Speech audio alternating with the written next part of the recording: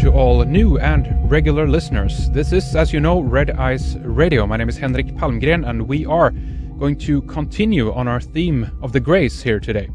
We have author Nigel Kerner with us on the line, who's written Songs of the Grace and Grey Aliens and the Harvesting of Souls.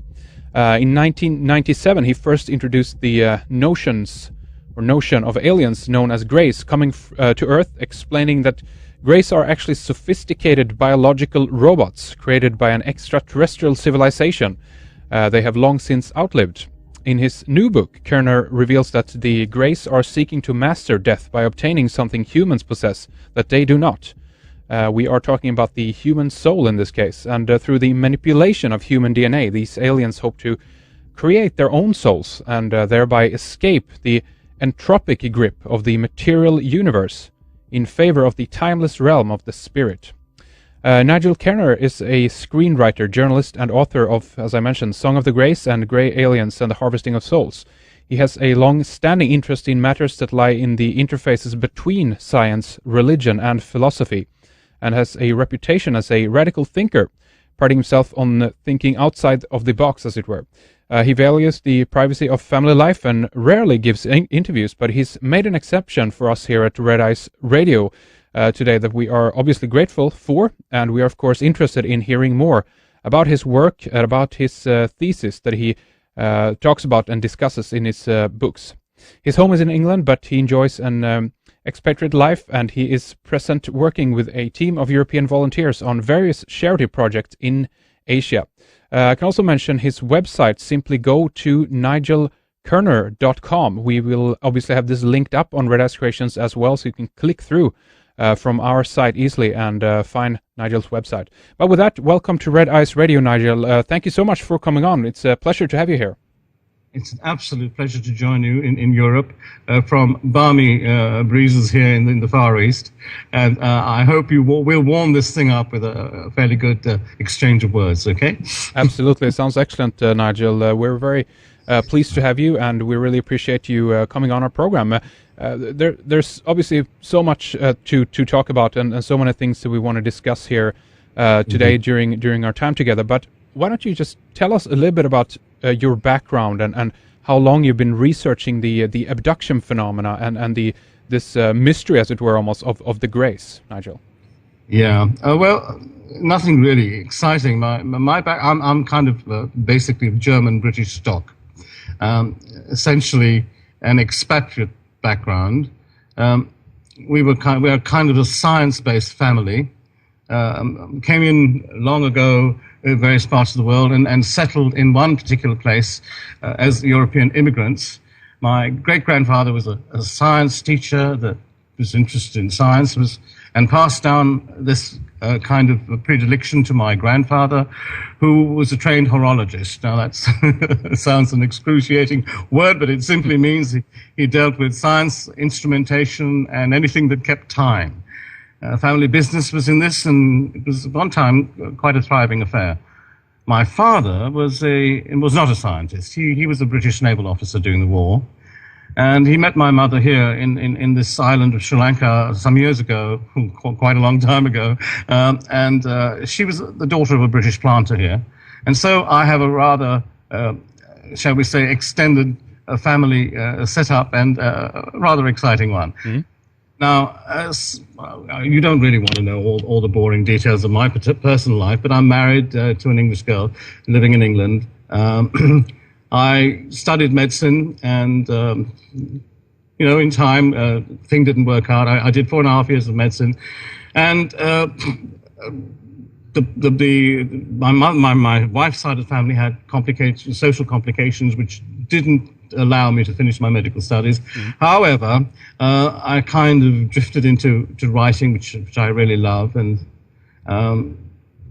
as we went along, of course, I started going to more and more extended associations with writing, and ended up as a freelance writer and journalist, writing films and articles for newspapers and so on. Mm. And during this time, I had no interest whatsoever, I might say, in this UFO phenomenon. I was, however, very interested in matters that bordered on the interface, as you said, between science and religion, and kind of, I'm rather allergic, I have to say, to all forms of organized anything, basically, but particularly religion.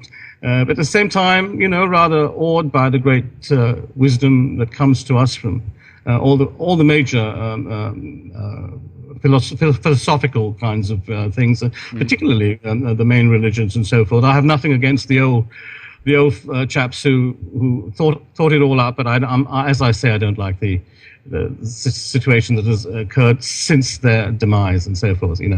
My graduate qualification is human behavioral psychology, but and that becomes quite irrelevant in terms of the subject we're going to talk about, I think, tonight. Well, maybe not. We'll see, huh? We'll see in terms of psychology how this is impacting humanity on a psychological level. But maybe you can talk a little bit about just the aspect then of the grace and ufology. I mean, how do you go from a background like that you just described into this very kind of fringe area of abductions and things like that? Indeed. It seems a bizarre thing, and it was indeed the same with the actual experience. I have no personal experience with the alien phenomenon as such.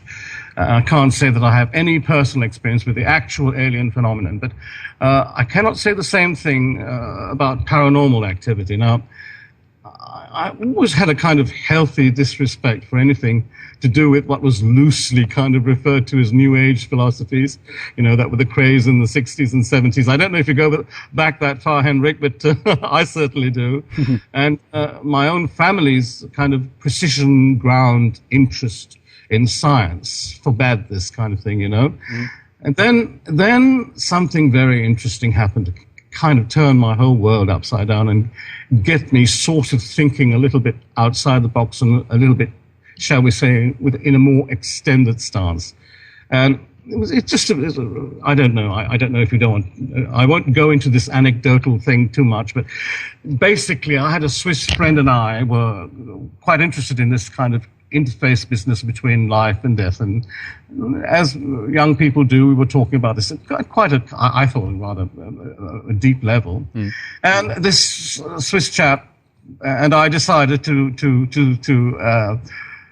kind of, come to the conclusion that we don't think there is anything past physical life and so forth. But just to explain how the whole thing kind of incidentally happens to you, these things never happen as an appointment sort of thing. They just kind of creep up on you, Yeah. And we're sitting there one day and discussing this, and he said, all right, the only way to prove this is that if one of us precedes the other in death, and we come back and we try and make a stir and convince the other that it might exist or not. Just it's kind of jokey thing, And of course, that was it. Many years later, very tragically, my friend died, and many years after that, I might say, something really incredible happened to me. I mean, it's rather comic when I recall it, but it was something that actually was very important in the kind of, if you like, etiology of my thinking about things that are a little bit different from the usual conventional stuff,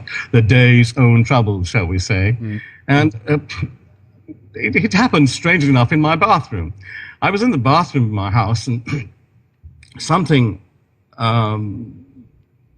behind me told me to look behind the door of the bathroom, and I saw this brush lying on the ground. Now, I wasn't in a situation where I could pick the brush up at that moment, but I was watching this thing and thinking to myself, I'll put that back on the cupboard before I go out. And as I watched it, this thing moved about 6 feet up in the air, straight up and down. And there wasn't a living soul in the bathroom with me apart from myself, and I was 6 feet away from the brush. Now, this was the most startling thing that could have happened to me, because I thought at that time that all there was in physics, I thought I was the last word in physics. I was quite good at this kind of thing, and I had nothing to kind of explain this in any quantum terms either. And I wondered what on earth this thing was, what actually happened. And I actually saw this, and there's no one on this earth going to tell me it didn't happen, it was a dream, or I was on drugs or drunk, and I was perfectly normal at the time. And of course, this made me think quite a bit about what might be there, more things in heaven and earth than I dreamt of in our philosophy. But the thing that connected this to my friend, and this is where it becomes relevant to my Swiss friend, was that as soon as I saw this, I got the distinct smell very strongly of an aftershave only he used to wear. And in fact, I used to identify him coming into the house by this smell of his, and that was the thing that made me immediately associate this, perhaps, with what we discussed all those years previously. And I wondered, is this possible? Now, I'm a pretty hard-bitten guy when it comes to evidence of any sort.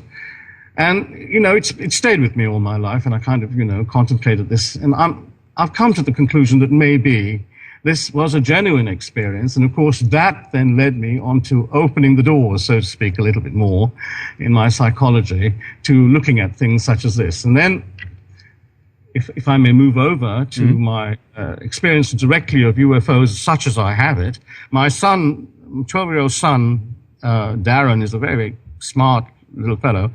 And he came to me one day and said, look, Dad, are these UFO things, are they real? Are they actual in our reality? Or is it some kind of psycho-motivational mechanism or something that is, in the mind or whatever?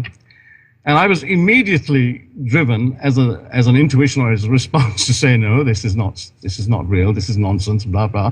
It's Mickey Mouse, Star Trekkers and all that kind of business and so forth. But I hesitated with Darren because he's a pretty clever fellow and he would have done the research. And if I was wrong, I would have been, embarrassed by him for sure.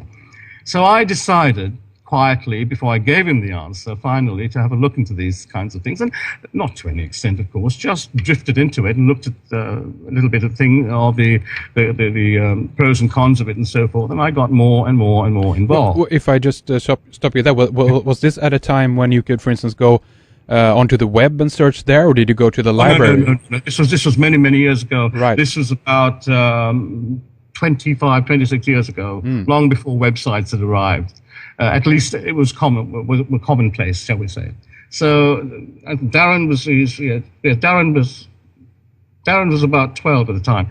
And it would have been about 28 years ago, really, basically, when that question was actually asked, and I was confronted at looking at this question of UFOs and all that kind of thing, And of course, I had no background in it. As I say, I had to start from scratch. I had to look at it, all the evidence, as best I could. And I had this science disposition or the scientific methodology kind of inculcated in my mind and by my family. And particularly my grandfather was a stickler for all these disciplines.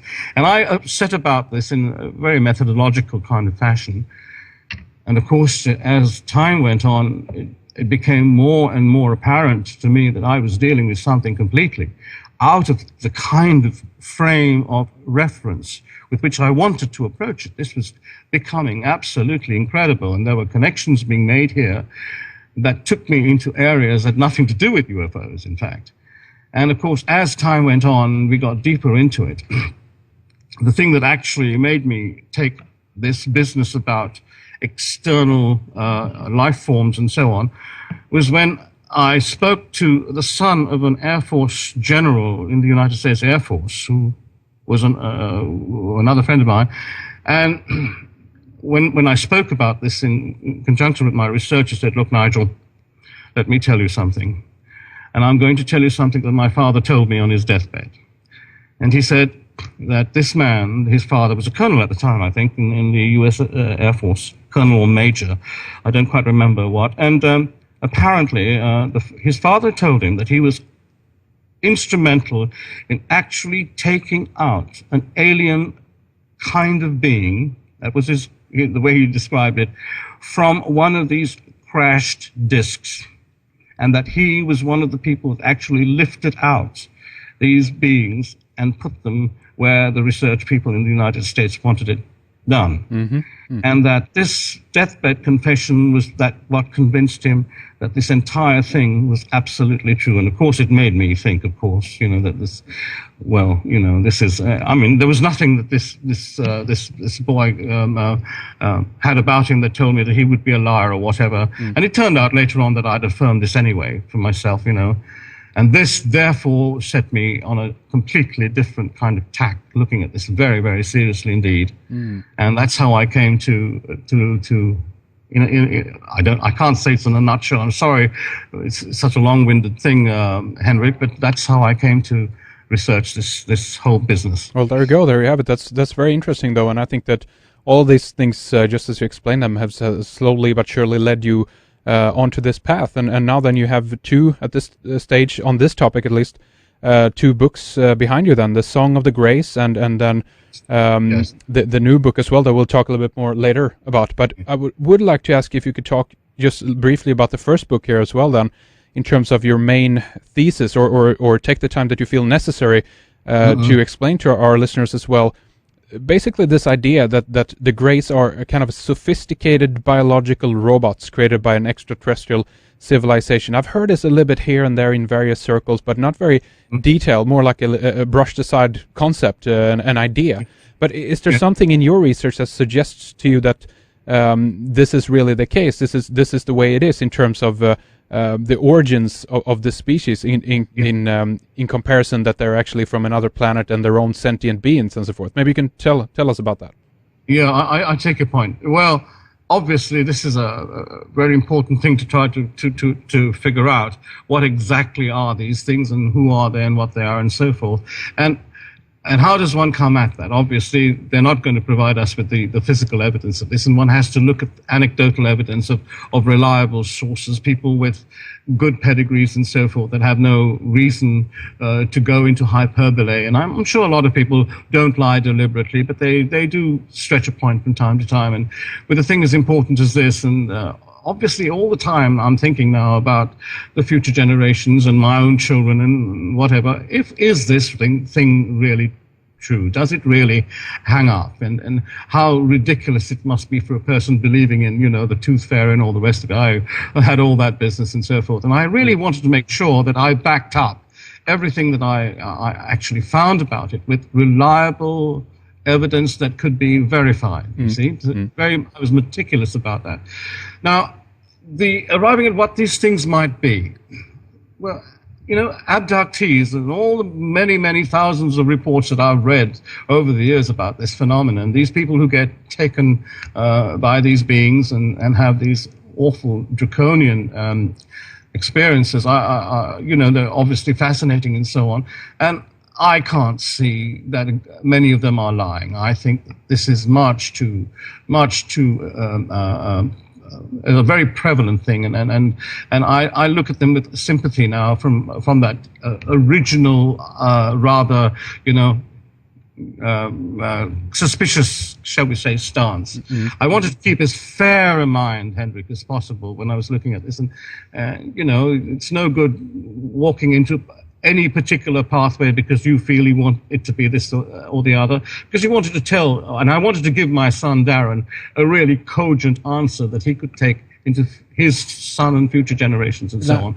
Now, if only every parent did that when the child asked them a question, wouldn't the world be a different place then? Well, Henrik, children, particularly of that kind of age, they are really sincere, and I don't believe that they want to beat around the bush. They really are. They really think about things much more deeply than we actually give a lot of these children credit for. Absolutely. And I have a great respect for young people, Anyway, this idea that these abductees came up with this constant reference to blank, the emotionless faces of these beings, that they carry out painful procedures on their human subjects, as they carry out their experimental procedures, many of which are centered on the reproductive system. The impression is that we tended to be a kind of laboratory rat to them, and that they were some kind of emotionless mechanism.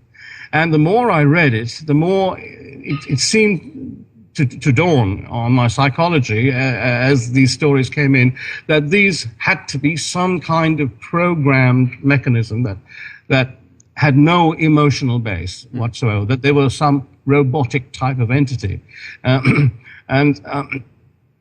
They had this, no one actually reported that a sense of compassion or sympathy. And it seemed to fit that there was some kind of machine, some kind of mechanism that could function, but without resource to, shall we say, the things that we take for granted as naturally living beings. So these qualities are the kind of, these compassion, feeling, a good sense, a goodly sense, a smile, humor, all of that kind of thing, never reported at all in any of the abduction stories, you see. And so that kind of decided me to look at them and accept them for the fact that they might be some kind of design for moving through space-time. And of course, the thing that actually decided it for me was the fact that if they were to arrive, shall we say, a planet like the Earth, you'd have to get past the Einstein ceiling of the speed of light. Now, to get past the speed of light, you have to have some pretty impressive technology, and of course people describe these gravity generators and gravity amplifiers and whatever. And if you do that and you're traveling in that kind of mechanism in order to pass, to get through these vast distances, whether they be through what they call wormholes or whatever, it's still a pretty fast mechanism. And when they arrive at a planet, that's when the problem starts of deceleration. Now, that if we go, fastest jet fighter, what happens to the human body is a pretty nasty effect. Yes. And so, if we went into a situation where these things could move that fast, and of course from contemporary observations from pilots or whatever, move at right angles going at incredible speeds, you would be a stain on a window with the deceleration forces that you'd have to take on. And of course that led me to have a look at what design they might actually have. And then I read reports that, Russian reports actually, that these things were a kind of grey mercury mulch with gold wires right through them when they were kind of, opened up or whatever. And I thought, that would be an ideal mechanism for space travel where you wouldn't actually, if you were a biological being with soft tissue, be a stain on the inside of your ship or whatever. That these things may well be designed to actually take these massive forces, and mercury would be an ideal mechanism for that as a metal, as a liquid metal, as at room temperature. And so putting all these factors together, I began to look more and more at the fact that these might be bio-robotic types of thing, or entity. I don't like to call them a thing because I don't know anything about them in real detail terms. But if they are, that they are a mechanism is the best way of describing it, and that these things will then have to be looked at in a completely different psychomotivational paradigm. One has to then change one's entire outlook about this and say, now, why would such a thing come to the Earth, and what is it all about, Absolutely. That's how the etiology again kind of comes down. As I say, it's point by point by point. There were no quick conclusions. There was careful study over years and so forth. Yeah. And that then built into this picture. But to you then, what it implies at least at this point is that they do come from outside of our solar system, because there have been these theories that they actually are, even from Mars or a previous civilization that someone has lived on underground, and various theories, obviously. But at this point, you believe that they're from outside of our solar system. Is that correct? Absolutely. I was just giving you the story of what kind of beings they might be, as to where they came from, and all the rest of that. One had to work a lot more evidence into it and try and build up some kind of story or some kind of theory to back all these bits of information up. And that's what I spent a lot of years doing, trying to see which is the best way to interpret this evidence and put forward my kind of take on it, And of course, I'm not claiming I'm right about it, but I have to say that as far as I can tell with the affirmations that I have been able to find, at the moment I'm quite happy with what the kind of schematic that I've begun to understand about this entire phenomenon, and the people that are invested in it, like the Greys, the things, the people, the entity called the Greys, in fact.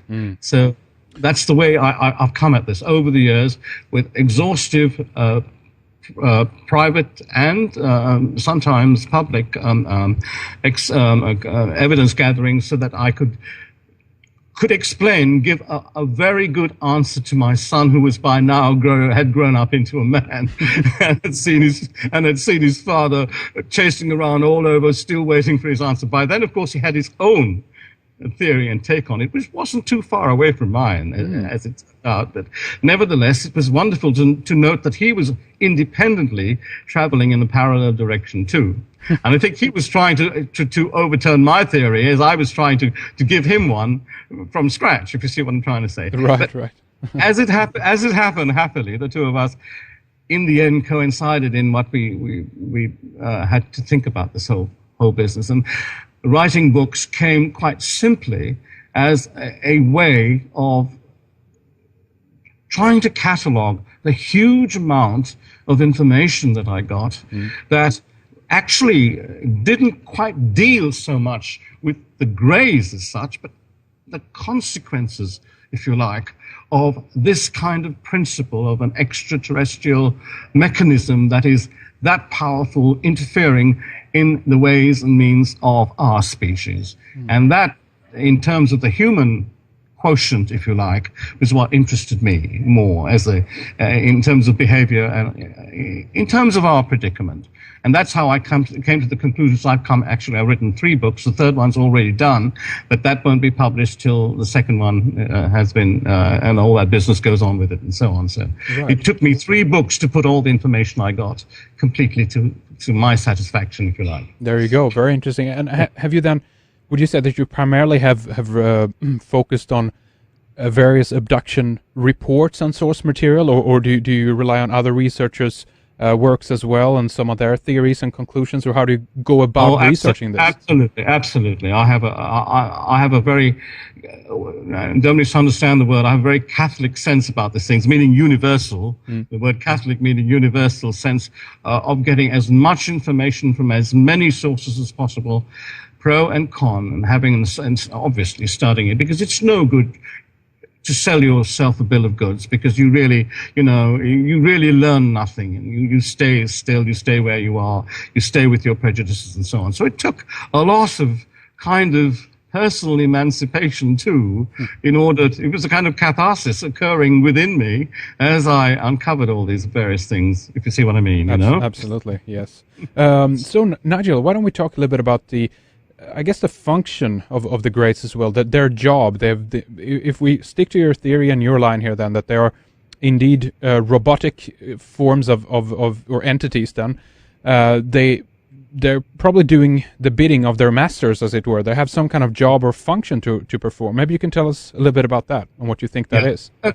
Okay, Henrik. Now, the behavior of the Greys, as we can catalogue them with the best evidence, and a lot of this is anecdotal, as I say, comes from regression and hypnotic relation, dissertations from people.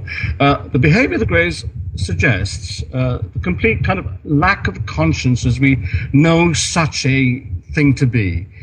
They would have to simply be following a set of preset instructions, kind of that have been programmed into them, kind of instructions within a dead-legged program to preserve and look after interests of both themselves and those who might have created them, and whatever that took. So I believe the Greys are kind of similar to the probes we sent out to planets that we ourselves cannot visit, but gather information remotely. There are kind of 2 different scenarios, I think, that present themselves here. The first is they come from civilizations at other locations in the universe that might be similar to ours, but with hugely advanced technologies that might have created them. And secondly, they may have been sent out in a kind of ancient past as, if you like, gophers. Now, gophers is a film word for go for this and go for that. Gophers for a different type of being altogether, a completely different type of entity than the kind of, stuff we read in space comics about extraterrestrials out there with their laser guns or whatever. This is a new phenomenon, something that might actually be contrived out of the whole universal and existential structure. And they may, in other words, have been part of a mechanism to kind of explore and understand the very nature of the existence of our physical universe, if you see what I mean. So you've got these two very different paradigms that one had to look at pretty carefully.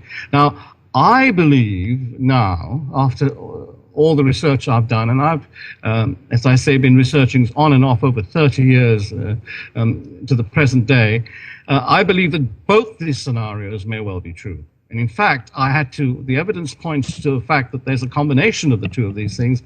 And if I may say so, Henrik, it is a very complex thing you might understand to have to actually explain this. And my thesis is that the Greys are these two combined principles takes a lot of fitting into a thesis or a philosophy, and it will be very difficult, even in an interview of 50 hours, to be able to come at this with any accuracy. So I'm afraid people will have to read the book on this, on most of this, but I can obviously take you through some bits of it and maybe whet people's appetites and so forth. Absolutely. And because if we go back to this idea then that they have been created and they're on a mission, they're on a job, they have a task to perform here, gathering data possibly, or even seeing what is going on in other parts of the universe. Again, it's a logical and kind of rational approach. If you look at how we do it ourselves, we send our recon satellites to Mars before we actually go down there and so forth. But maybe, do you have any ideas or theories in terms of what civilization has created them then, or what beings have made these robots? Maybe we can talk about that. I really had to go back to a complete catharsis, a complete re-understanding of the universe and how that occurs. Not just the universe, but what we take for granted in science. It had to be a completely radical thesis that explained all of the things I was discovering about the Greys. And this is the great thing that has happened in my life, is that it has turned it upside down, because I have all the things that I thought I knew about science and quantum mechanics and mathematics and all the rest of it actually had to take a real knock before I could understand this with any kind of cogency. Now, my thesis of the Greys at the moment, if you'd like to know, is that they are a kind of final lens or a telescope that kind of views into myriad states of the physical universe. The account of how and why this lens was created has taken me, 2 books to properly explain, and it will not be easy to summarize it in an interview, but suffice to say that it's my considered opinion that the only way we can explain the origin of the Greys or any such phenomenon is that we have to first explain our own origins. And they are part of that story. They really are part of that story, I believe, so that the story has to come first, So as those who've read my first book will know, it is my contention that our existence is in an imperfect physical universe, is not the result of a creator-type mechanism placing us in a state of imperfection and watching the fun, as we all see, for his own benefit. Yeah, real sadist there. It's a very controversial point, I know, but instead an expression, if you like, of the perfect freedom that is implicate in the state of perfection that I call the Godverse. Now, that I've used this term advisedly, and it's something I don't want people to jump at immediately, but I've had to think very carefully about this. I think, basically, that we, all of us, are the product of kinds of 2 free choices. Thus, it is not the case that God, or there is a God in the personal anthropomorphic sense, will not intervene. It is simply that there is a mechanism that is not, if you like, biological or like us or like a big daddy with a flowing beard touching Adam's finger in the Sistine Chapel or whatever, that it is, in fact, our universe is based on 2 final polarities. One that provides that all things come together in perfect harmony, in one absolute singularity of perfection, and the other, the complete opposite, where everything goes into paths in chaotic amelioration and broken up into a situation where all things do not exist in terms of force or any particular identity that is discrete, that's all partness, if you see what I'm trying to say, a chaotic hive. Now, between the two of these fundamental polarities, incidentally, because of the kind of, if you like, potential difference between the two of them, we get a huge point of force in the center. And this point of potential difference is so huge that either can't exist there as themselves, and a universe is created in a Big Bang. And I think this is where, at this point, universes happen, if you like.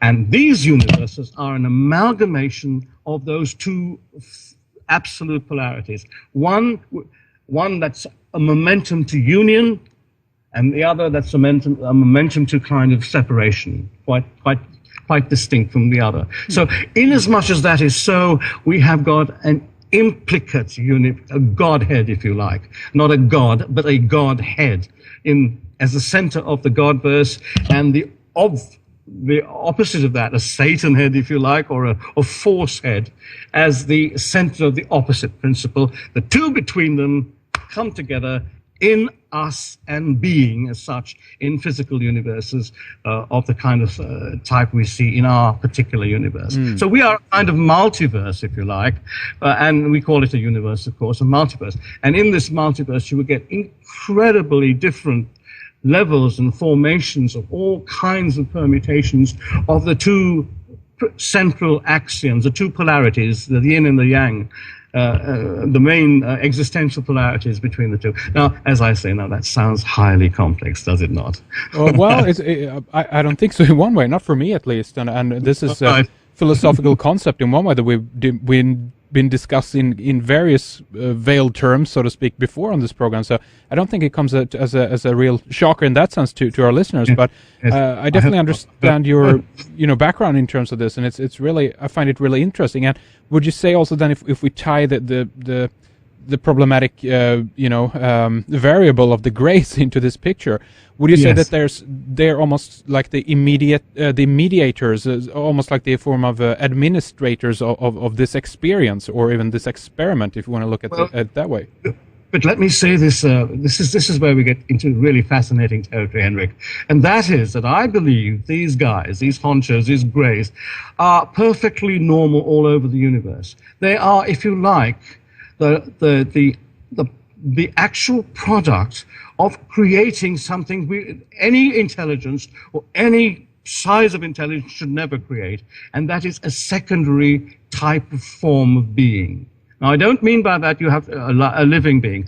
I think if you make an artificial being with artificial intelligence, we run up against a paradox that is devastating. And I think that somewhere in our universe, lots of these various these places, these planets or whatever, maybe highly developed ones, go into this business of actually creating this artificial, to do the chores, if you like we build cars with robots and so on. We might, for instance, one day, in our own technology terms, build robots that can take care of the power systems, the utilities, and human beings won't touch all of that kind of thing. It'll all be done. But the problem is in the programming of those things and what you actually program them to do. And the grays are a function of a program that meets a paradox that's extremely interesting. You can't tell a machine psychology anything about a Godverse. There is no such thing as a quark called feeling, if you see what I mean. Right.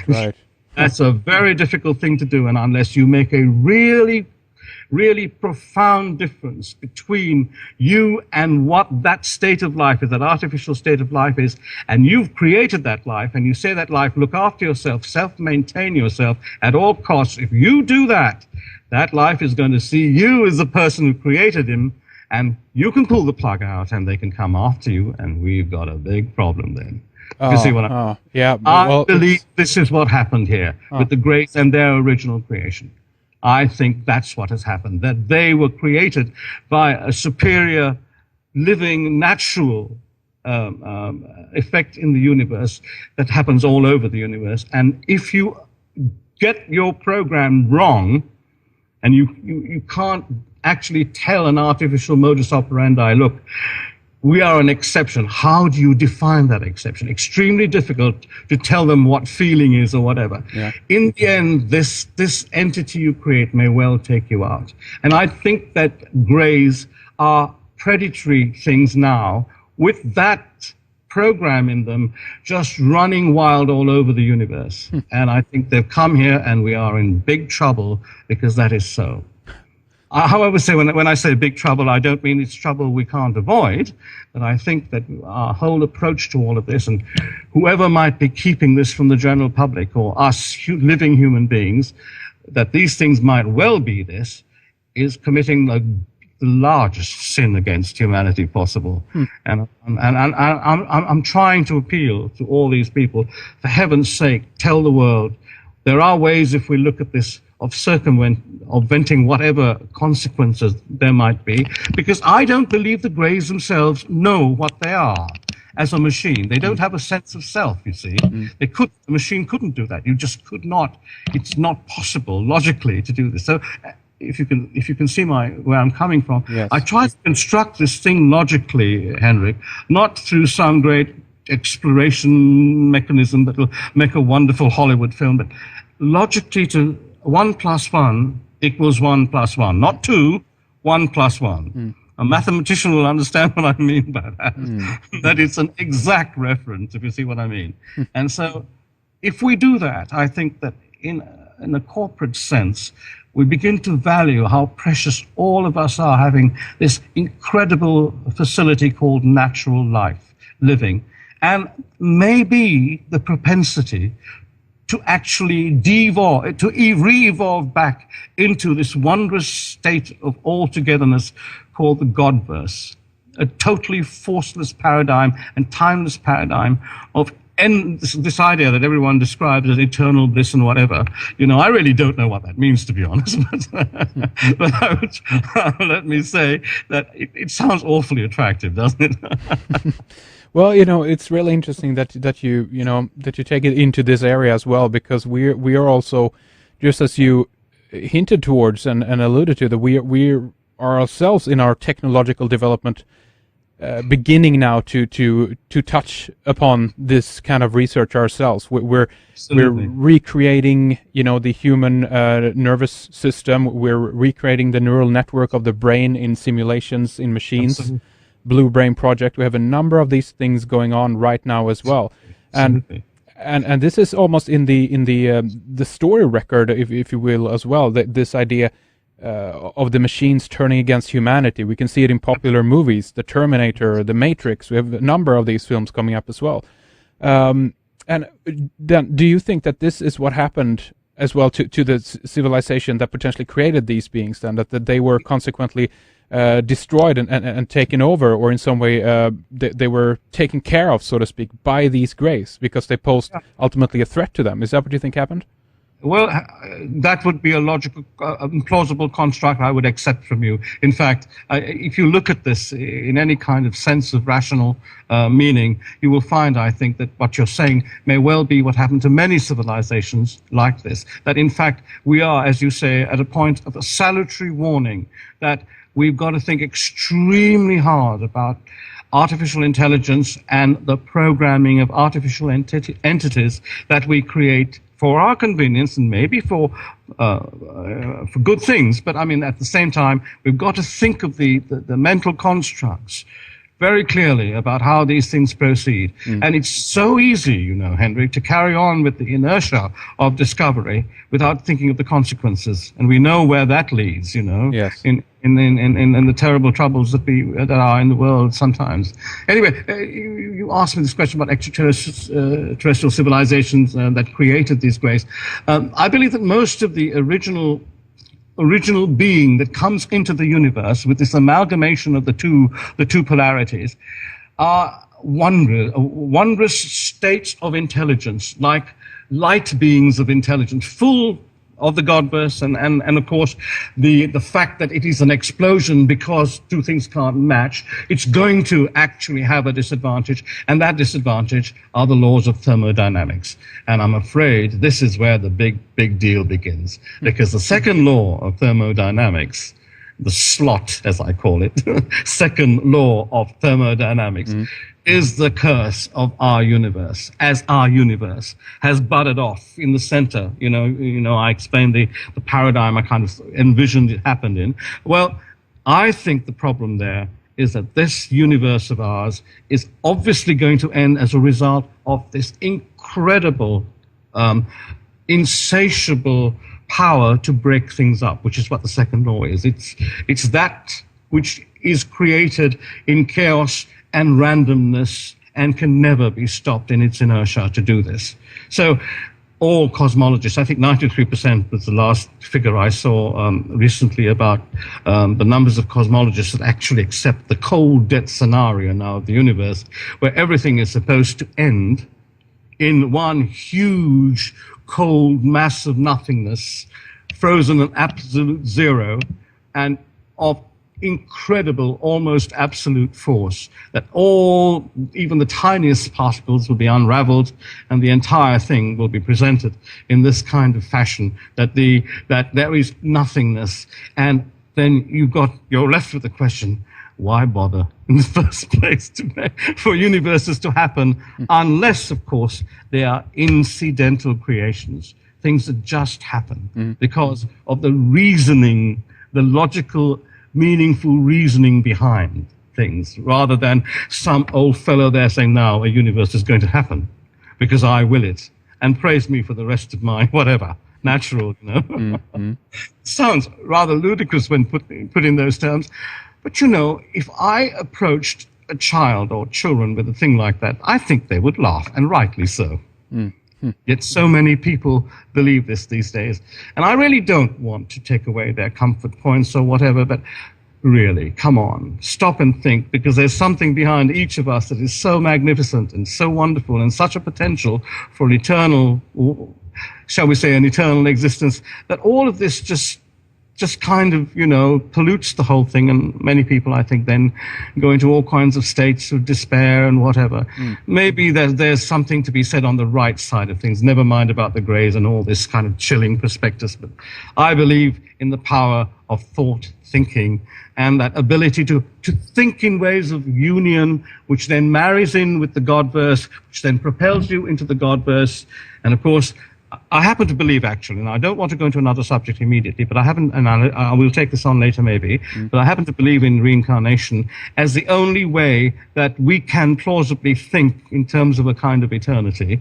And I will justify that with much evidence. There's no doubt in my mind that there is this principle, and it does prevail. And that if this is so, it gives us this tenure, this kind of, existence into the future, that I believe that these greys are after, in fact. So they can see us being born. Maybe their technology can actually follow us into what might be the dominions of death, and then back again into life. I have a theory that death is within the space between atoms, and that the Godverse is that center point of no force that lies between all aggregations of atoms, right in the center, and that what the Godverse actually is the emanation of a force pulling us in. Gravity may well be the voice of the Godverse, pulling things together again, and that's why they can't find it as a force.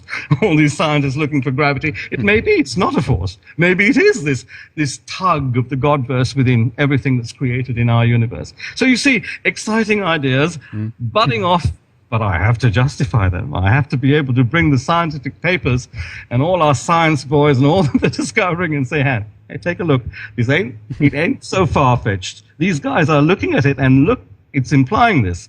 Now, my books, if I say this myself, actually make an effort to include great scientific proof in it. Instead of just claim and theory, whatever, I try to back it up with things that actually will show people this might be plausibly true. Look, other people have seen this too, and so we kind of connect the whole thing up then, you know? So in one way, these artificial beings, this artificial created entities, in some way also end up outside of a certain parameters of rules that seems that the rest of the universe is restricted to, or we abide by these laws on a natural, consequential way almost. But these beings end up in between there. Maybe you can talk about that. Well, that's right. I make this statement unreservedly in terms of what I've researched and looked at and written books about, and that is that natural life forms are the primary and the glorious and the ones that belong in terms, if you like, in terms of return, choice, knowing, understanding, self, motivation, control, option seeking, and so forth, of values that might go yin or yang. Artificial life forms have only one program where they go. They go according to the program. So you can't really fall down and worship the machine. Although, you know, I've been accused of being a racist against the machine. It's a great time to be machines. That would be probably one of the most bizarre accusations anyone had to face, really. And I find this really, really amazing that human beings can actually genuflect in front of something that might, well, end up as a nominal thing, probably less in value than an insect.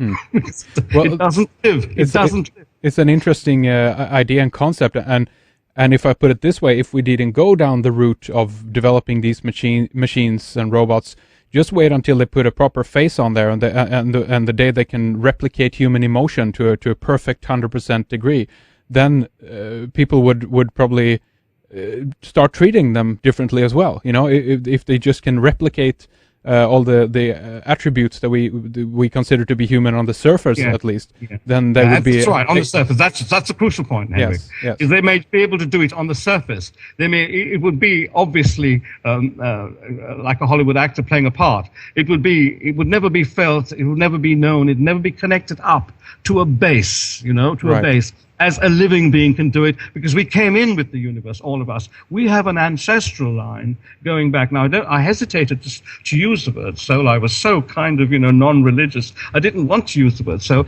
but it struck me that it's a wonderful way of describing just simply the track back to the beginning, to Godhead.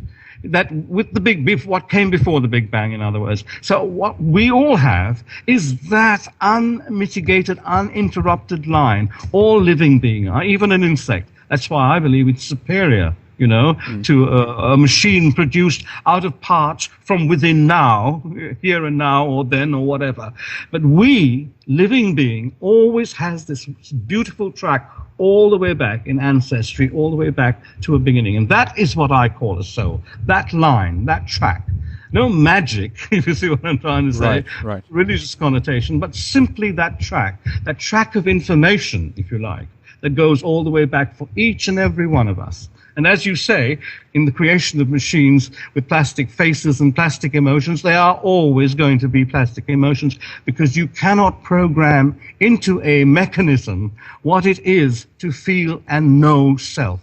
That is completely important. You have a pseudo-self or a pseudo-emotion, but never a real one that can track back and have a point from which you can take an original reference. And that original reference, if it then encapsulates an entirety of understanding in the whole, that's why I call the God verse that which is whole and absolute. And again, I don't want to seem religious when I do this. It's really a very secular point I'm making. I hope that you will understand that.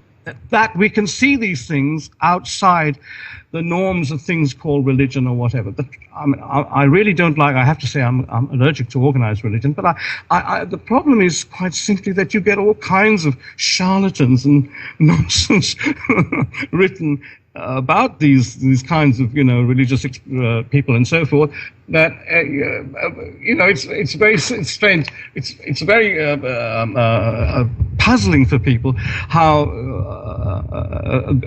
the son of a god, shall we say, in the Christian ethic, the Christian teacher, Yeshua ben Yosef, comes and says, love thy neighbor as thyself, and the entire cascade comes about the opposite way, killing each other, if you see what I'm trying to say. So people get very kind of, worked up about this, and I don't like to associate it with religion for that reason, basically. Yes.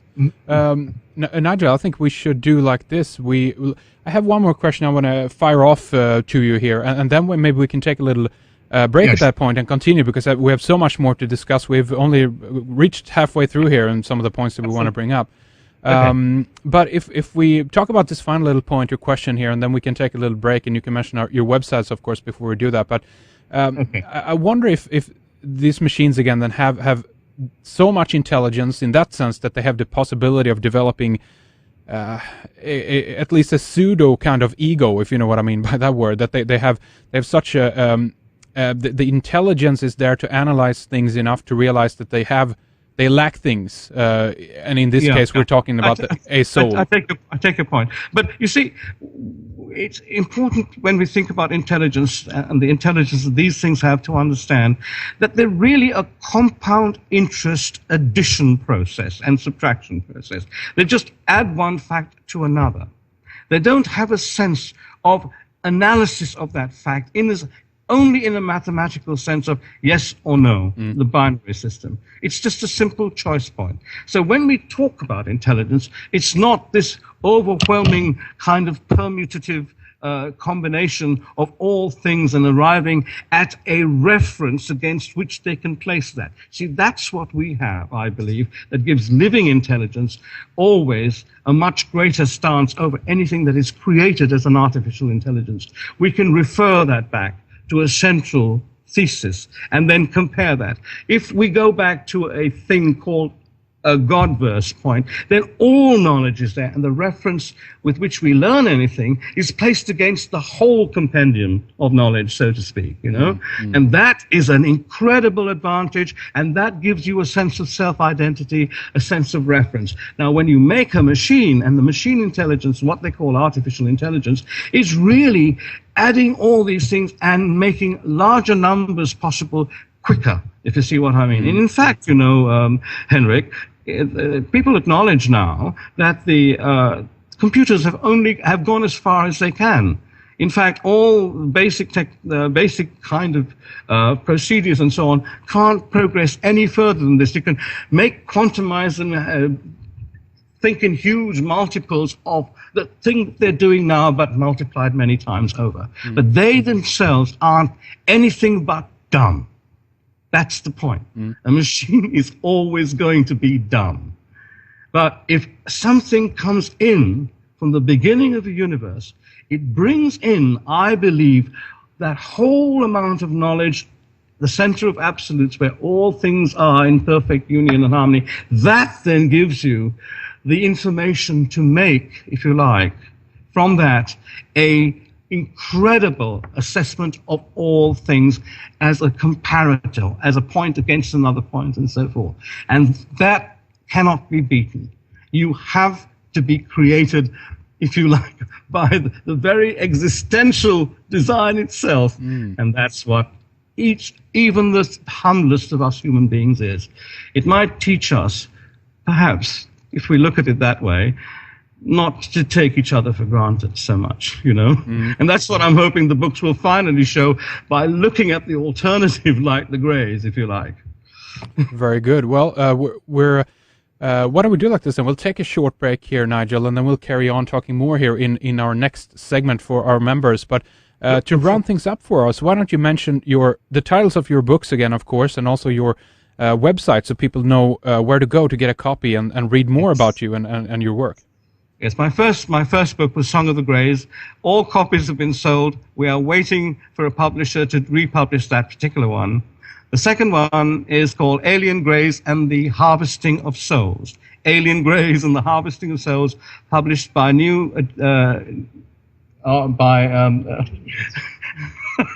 forgotten the name of my publisher. Inner Traditions, and it's actually Bear and Company in America. Okay. No, I mean, I don't, please understand, and this is not any kind of false thing I'm saying here. I don't like advertising.